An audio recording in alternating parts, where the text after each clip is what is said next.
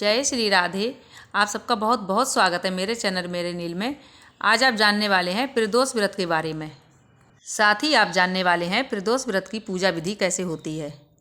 इस बार पड़ने वाला प्रदोष व्रत सन 2023 में शुक्ल पक्ष में 3 मई दिन बुधवार को रखा जाएगा। और दोस्तों, इससे पहले आपको मेरी वीडियो पसंद आए तो मेरी वीडियो को लाइक कर देना, चैनल को सब्सक्राइब कर देना, बेल आइकन को प्रेस कर देना।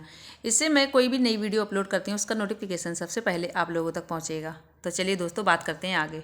बुधवार को पड़ने वाला प्रदोष व्रत बुध प्रदोष भी कहलाया जाता है।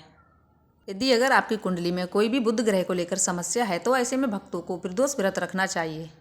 ये व्रत भगवान शिव के लिए रखा जाता है।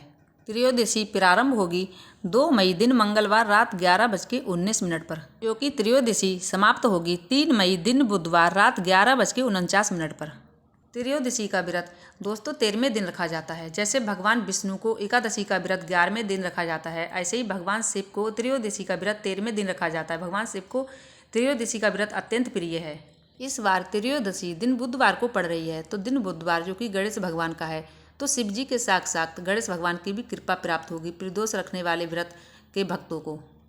3 मई दिन बुधवार को सूर्य उदय होंगे सुबह 5:56 पर, और जो कि सूर्य अस्त होंगे शाम 6:51 पर। इस दिन ब्रह्म मुहूर्त का समय रहेगा सुबह 4:20 से 5:08 तक। अब जान लेते हैं राहु काल का समय। राहु काल का समय रहेगा दोपहर 11:58 से और 1:29 तक। राहु काल का जो समय होता है यह अशुभ मुहूर्त में गिना जाता है, इसलिए इस समय पर कोई भी शुभ कार्य करने से बचना चाहिए और पूजा करना भी इस समय वर्जित माना जाता है। इस समय कोई भी शुभ कार्य नहीं किए जाते हैं। आज के दिन प्रदोष काल का समय रहेगा जो कि शाम 6:06 से 7:36 तक। इसी शुभ मुहूर्त में आपको पूजा कर लेनी चाहिए। प्रदोष काल की पूजा जो कि इस समय पर की गई भगवान शिव को बहुत जल्दी प्रसन्न करती है, और भगवान शिव प्रसन्न होकर अपने भक्तों की मन चाहे मनोकामना भी पूर्ण करते हैं। अगर किसी भी कारण आप प्रदोष व्रत नहीं रख पाते हैं, तब भी आपको इस दिन स्नान आदि करने के बाद आपको प्रदोष व्रत की पूजा करना चाहिए और प्रदोष की कथा भी सुनना चाहिए इस दिन। उससे भी भगवान शिव बहुत जल्दी अपने भक्तों पर प्रसन्न हो जाते हैं। इस दिन आपको पूर्ण विधि से भगवान शिव और शिव परिवार की पूजा विधि विधान से कर लेना चाहिए। और अगर आपके आसपास कहीं मंदिर है तो मंदिर जाकर शिव परिवार और शिव जी की पूजा कर लेना चाहिए। माता पार्वती के साथ विधि विधान से टीका करिएगा। अगर वहाँ पे शिवलिंग है तो शिवलिंग का अभिषेक कराइए और चंदन से टीका लगाइए, क्योंकि भगवान शिव को चंदन अत्यंत प्रिय है।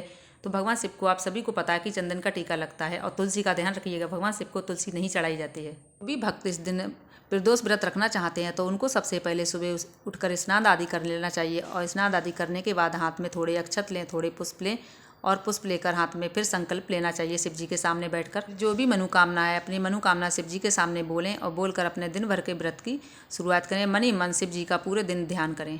कोई भी ऐसा काम नहीं करना चाहिए जिससे आपका व्रत खंडित हो जाए। फिर प्रदोष काल के समय आपको स्नान आदि से निवृत्त हो जाना चाहिए। साफ स्वच्छ वस्त्र धारण करना चाहिए। आपके घर अगर शिवलिंग है या आसपास कहीं मंदिर है, मंदिर में शिवलिंग है तो शिवलिंग का अभिषेक कराएं, भगवान शिव का अभिषेक कराएं और फिर विधि विधान से पूजा करें। प्रदोष काल की पूजा शाम के समय आपको बिल्कुल विधि विधान से करना चाहिए, और इसी समय पर हो सके तो आपको कथा पढ़ना चाहिए, चाहे सुनना चाहिए। फिर उसके बाद शिव जी को आपको भोग लगाना चाहिए, और माता पार्वती को, शिव परिवार को, गणेश भगवान के सहित पूरे शिव परिवार को भोग लगाना चाहिए। विधि विधान से पूजा अर्चना करके आपको माफ़ी मांग लेना चाहिए इस समय पर। पौराणिक कथा के अनुसार एक युवक का नया नया विवाह हुआ था। जब उसकी पत्नी मायके पहुंची तब वो अपनी पत्नी को लिवाने के लिए अपनी ससुराल पहुंच गया, जहां उसकी खूब खातिरदारी की गई। और फिर उसने एक दिन अपनी सास से कहा कि हमें अपने घर जाना है, लेकिन जाने के लिए बुधवार का दिन चुना गया। लेकिन उस युवक की ससुराल वाले ने जाने के लिए बुधवार के दिन बहुत मना किया था। फिर उसी युवक ने ससुराल वालों की बातों को अनसुना कर दिया था। फिर अंत में सास ससुर ने दुखी मन से अपने बेटी और दामाद की विदाई कर दी। चलते चलते फिर वो अपनी नगरी से बाहर पहुंचे, तभी उसकी पत्नी को प्यास लगी थी। फिर पति पानी लेने चला गया। जब पति पानी लेकर वहां से वापस लौटा तो वहां का जो नज़ारा था, उस नज़ारे को देखकर वो हैरान हो गया। फिर उसने देखा कि उसकी पत्नी कोई पराये पुरुष के साथ खड़ी होकर पानी पी रही है और जोरों जोरों से हंस रही है। वह आदमी दिखने में बिल्कुल उसी के जैसा दिख रहा था। फिर वो युवक बहुत ज़्यादा परेशान हो गया, और परेशान होकर वो वह आदमी के पास पहुंचा। फिर वो उससे तेज तेज झगड़ने लगा। झगड़ते झगड़ते वहाँ पर भीड़ इकट्ठी हो चुकी थी। फिर भीड़ इकट्ठे होने के बाद वहाँ पे एक सिपाही भी आ गया। सिपाही आया तो सिपाही ने उस औरत से पूछा कि तुम्हारा पति इन दोनों में कौन है। दोनों की एक जैसी शक्ल देखकर औरत भी हैरान हो गई। अपने पत्नी को चुप देखकर वह युवक भगवान शंकर को याद करने लगा। फिर भगवान शिव से कहने लगा कि हे प्रभु, मुझसे भारी भूल हो गई जो कि मैं अपने सास ससुर के मना करने के बावजूद भी बुधवार के दिन अपनी पत्नी को लिवा के ले आया। उसने भगवान शिव से प्रार्थना करते हुए कहा था, हे भोलेनाथ, मुझे इस संकट से बाहर निकालो। प्रभु तुम ही हो जो इस संकट से मुझे बाहर निकाल सकते हो। मैं ऐसी गलती कभी दोबारा नहीं करूंगा जो कि बुधवार के दिन अपनी पत्नी को उसके मायके से मैं अपने घर लेके आऊँगा। फिर भगवान शिव को उसकी प्रार्थना पर दया आ गई और वो उससे प्रसन्न हो गए। फिर उसके बाद दूसरा व्यक्ति देखते देखते ही वहाँ से गायब हो गया। जिस दिन ये सभी घटना घटी थी उस दिन बुध प्रदोष का व्रत था और जब उसके पति ने प्रार्थना की थी तो वो प्रदोष काल का समय था। तभी से पति पत्नी दोनों ने मिलकर बुध प्रदोष व्रत प्रारंभ किया था। इसी व्रत के प्रभाव से जल्द ही उनके घर में पुत्र की प्राप्ति भी हुई थी।